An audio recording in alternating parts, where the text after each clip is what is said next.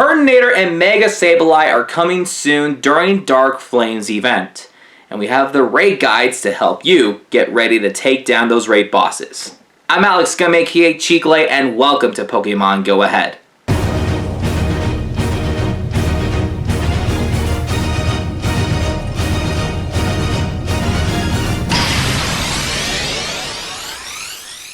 When you're watching this video, either the Dark Flames event has already started, or you're just waiting until tomorrow. So while you're waiting, we might as well help you guys out with some raid guides on how to take down Turtonator and Mega Sableye. Why are we making a big deal about Turtonator? It's not a 5-star raid, it's not even a Mega either. Well, despite the fact that it's a 3-star raid, this is a Pokemon that you could potentially either solo or duo with a friend if you have the right encounters and if you're like, up the levels, you know? And also, not only it's making its debut, it can be shiny. So if you want to shiny hunt this, you better want to pay attention. Also, Mega Sableye is a new Mega, and we're still going to go over it, disregard of how much of a garbage of a Mega it is. So before we do that, subscribe, hit the bell, let us know in the comments below if this is very informational, and give this video a thumbs up, because I told you to. Alright.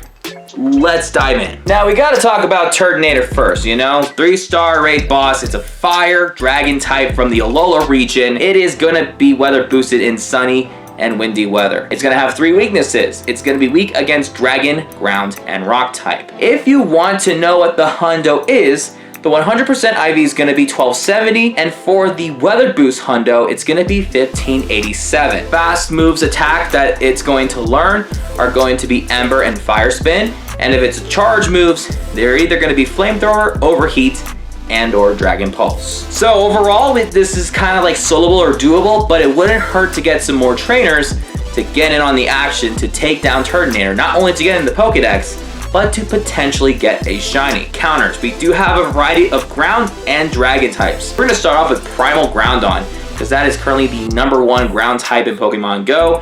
You can use Mud Shot or Precipitous Blades, or Dragon Tail and Precipitous Blades, because again, it's weak against dragon and ground. Mega Salamence, until Mega Rayquaza debuts in August, Mega Salamence will currently be the #1 Mega Dragon type, and will learn Dragon Tail and Outrage. Now again, you can even use Salamence when it's not Mega Evolved, but the same move pool will apply. Palkia and Dialga are another set of dragon types you can use. For Palkia, you gotta make sure that it has Dragon Tail and Draco Meteor, and for Dialga, it's Dragon Breath and Draco Meteor. Next up, we have Dragonite. Dragonite, if it has Dragon Tail and Draco Meteor, and then Rayquaza with Dragon Tail and Outrage.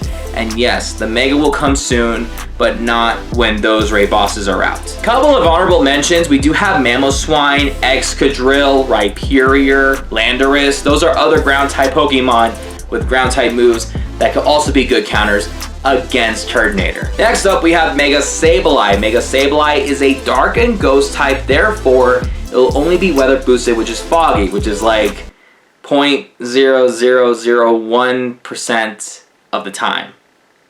At least here in Nevada. The only weakness that Mega Sableye is going to have are fairy types. So this kind of gives you a hint that the counters that we're going to go through are either going to be fairy types or very strong hitting Pokemon that can learn fairy type moves. So we'll go through those in a second, but if you want to know what its weaknesses are, it's fairy, like we said. The fast moves are going to be Feint Attack and Shadow Claw, and its charge moves are going to be Power Gem, Shadow Sneak, and Foul Play. The 100% IV for a Mega Sableye, once it turns into a regular Sableye and you encounter it, it's going to be 843.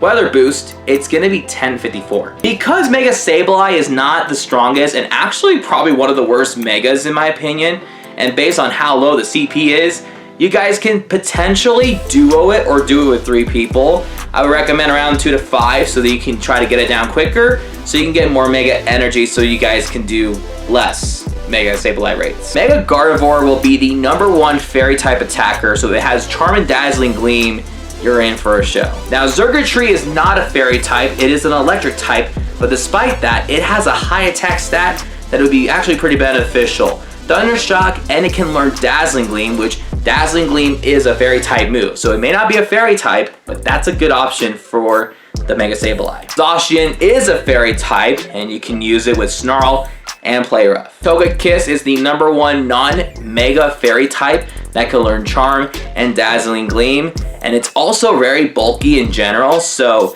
it will be very defensive against Mega Sableye, while Charm is just being spammed. And then we have Gardevoir without his Mega Evolution, same thing, Charm and Dazzling Gleam and you're good. And finally we have Tapu Koko, an electric fairy type with Volt Switch and Dazzling Gleam. And ladies and gentlemen, that's it for today's video. Those are the guides to take down Turtonator and Mega Sableye and some facts that you should know about these Pokemon.